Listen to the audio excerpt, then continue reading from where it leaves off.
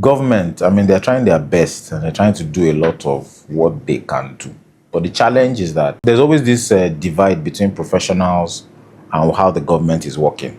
It is not that bad for places where the government is, I mean, like all those first world countries where you see that as much as possible, everything is working. So approvals are working, regulators are doing their work. So in Lagos in particular, they're really trying to make that happen. But the challenge is that those professionals sort of have a better exposure. Maybe they're well traveled, they know what happens somewhere else. So I think it's more of integration with those architect developers or even architects, to integrate with them, have more symposiums with them, even work together with them in this regulatory thing they are doing, so that when they are, they want to stop projects or they want to go and check if you are building well, by the time you infuse those in the private sector that are practicing, by the time you infuse them into this check, something like that has been done in Lagos. I'm not sure whether they've started implementing it, but you have some professionals that are part of those that will visit sites to check if you are complying to what they've approved, and what that does is that you now have a professional end to it. So it's also how we can encourage those professional architect developers to also work with government, through some of those bodies that they have. And we're not just talking about Lagos. So whatever it is we're doing in Lagos, it's also important that other states sort of like imbibe it, so that it's a unified thing. So it's more encouraging for some of the professionals that know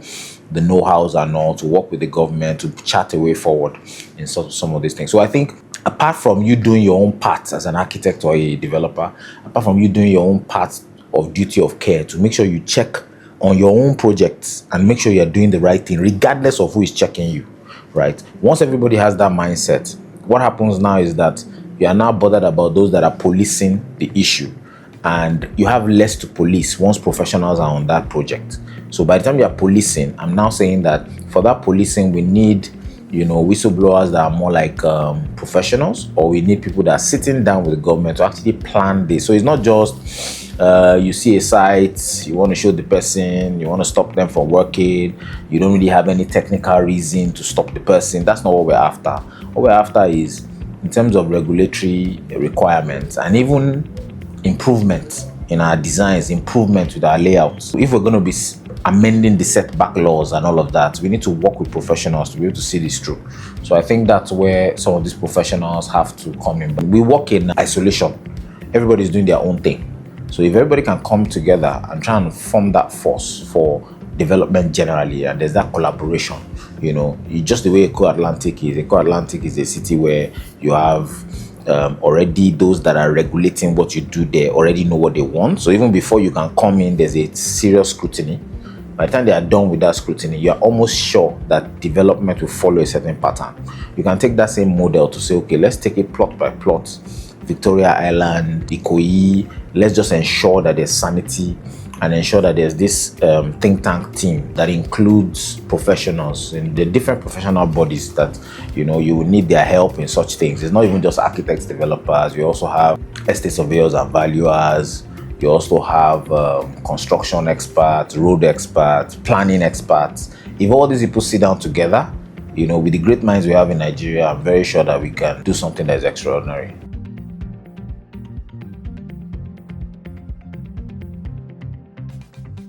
Architecture as a business, it has evolved.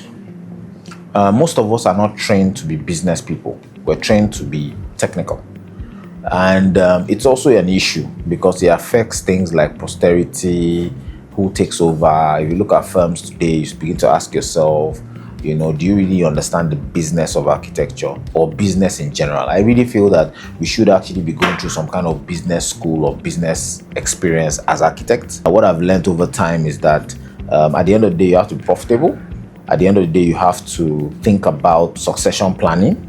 At the end of the day, you have to think of emotional intelligence. You have to think about how you engage your clients. You have to think about marketing, not in the sense of marketing, but the way an architect will market. Things have changed. You're already having social media, you're already having Instagram, you're having LinkedIn, you're having different platforms. So I feel that even the policies around professionalism and how you're meant to do your business has changed. So some of these things you have to evolve and ensure that before it could be something that, you're just having networks, You go to Ikoyi club, you go to one of these metropolitan clubs, and you meet your clients, and they tell you what to do. But now, even the blue chip companies are becoming young professionals that have startups, and they want to build their head offices, and they can just pop on Instagram and see what you have done, and before you know it is done. But I think generally we need to start to embrace as a thought process towards sort of thinking out into the future and trying to adapt.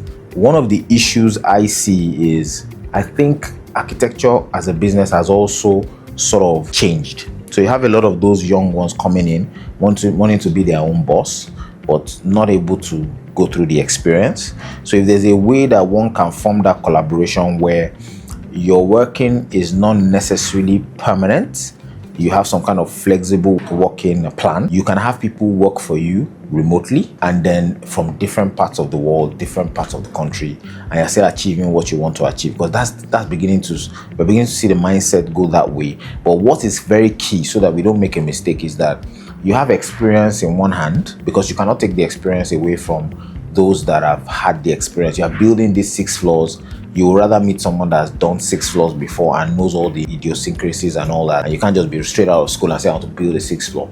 So it's that collaboration between the platforms, the design abilities, the new insights, AI and all of that coming from the younger ones, mixing that with the wealth of experience that a lot of people have had on site over the years. So if there's that fusion with the business, you'll probably do better, So, and it's also an understanding, a mindset, because the old and the young have to also have that mindset of collaboration, because at the end of the day, what are you looking for? You want to bring out a magnificent project that would, stand the test of time. If you look at a typical project, you bring in professionals, architects, structural engineers, electrical engineers, mechanical engineers. You're bringing all of them together in a team to build a skyscraper.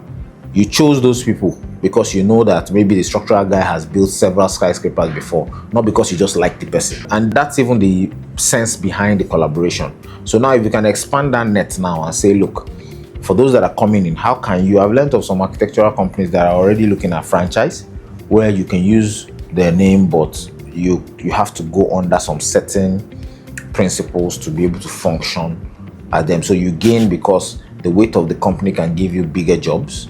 But then again, the company gains because it has a wider reach, because it has younger people that are doing, better things and all that. So I think it's really evolving with the introduction of AI and all these technologies, where if you meet one of the veterans, they probably don't have an idea, So it's important that that collaboration comes in.